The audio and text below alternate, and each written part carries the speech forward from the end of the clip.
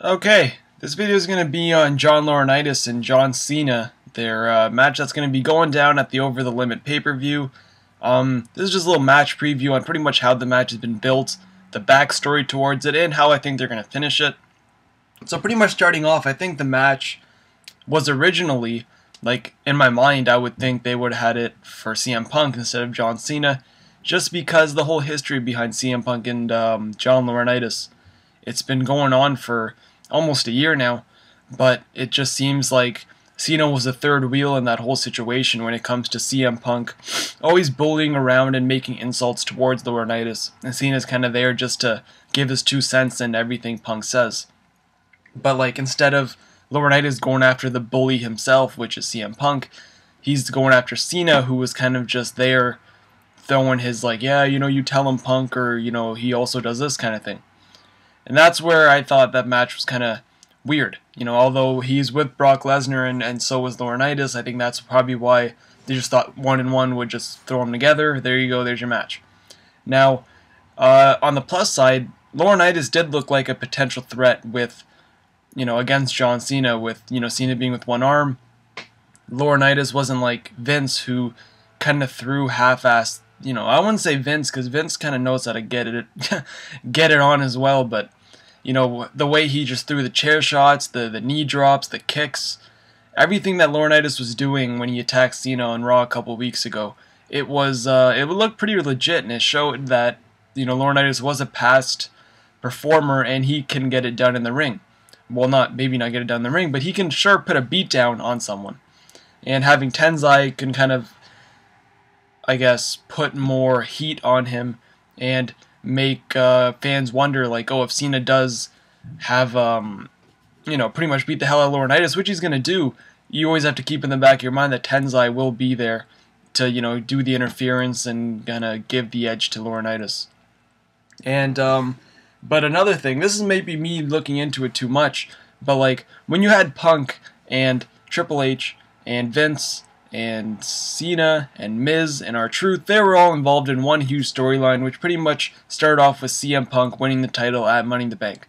When that happened, you had Vince getting not fired, but relieved of his duties by Triple H, because he put his ego first, and he had to know his role as the chairman, and not be making decisions where it's like putting the company in jeopardy, and that's what Vince did. So Vince got fired, or relieved of his duties. So Triple H was in charge, and here we go, Punk and Triple H.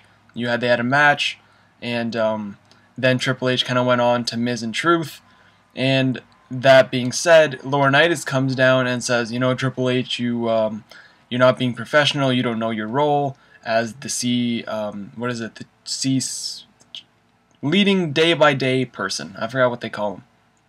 And COO. Yeah, whatever. But he was relieved of his duties because he was putting, his pro wrestling character in front of his business character. That's pretty much done. But now you got Laurinaitis, who's pretty much doing the same thing. And although I know Cena said, like, they were going to talk to him, but I said no. But that I think Cena's going to beat Laurinaitis. I think that's kind of like there already. But what's going to happen to Laurinaitis after that happens? Is he going to be relieved of his duties? Is he going to disappear for a couple months, then come back? That's kind of the question that's in the air right now, because as much as as much as I and everyone else doesn't like Laurinaitis, you have to admit that he does do a good job being the bad guy. And although Raw has always been a place for the heel GM, it's, you either got a computer doing it or you're going to get a heel guy doing it. Laurinaitis is good at his job. His voice, I think, is a big part of it. He's so monotone, he's so by the book, he's such a Thai guy that you just don't like him. And I think Raw needs that, and I think he is a big improvement, although in a weird way, he is an improvement to the Raw show. And, for the B show, it's whatever, the match is going to be there. Punk and Danielson, or Daniel Bryan, is going to be match of the night for sure.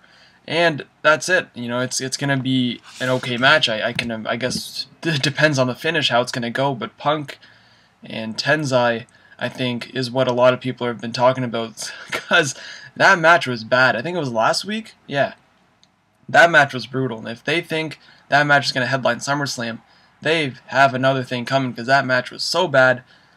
Just they did not click at all, and things are kind of in the air right now when it comes to CM Punk and where he's going, and then you got Laurinaitis, and you got Cena, you got Brock, you got Triple H. Everyone's kind of up in the air right now. I know you got SummerSlam matches already set, and I heard that my neighbor is singing in his shower. You can't hear that, but man. Okay, anyways, that's the end of this video before I drag on a little too much. And yeah, leave your guys' thoughts on the match, who you think's gonna win, what's gonna happen, and I'll see you guys in the next video.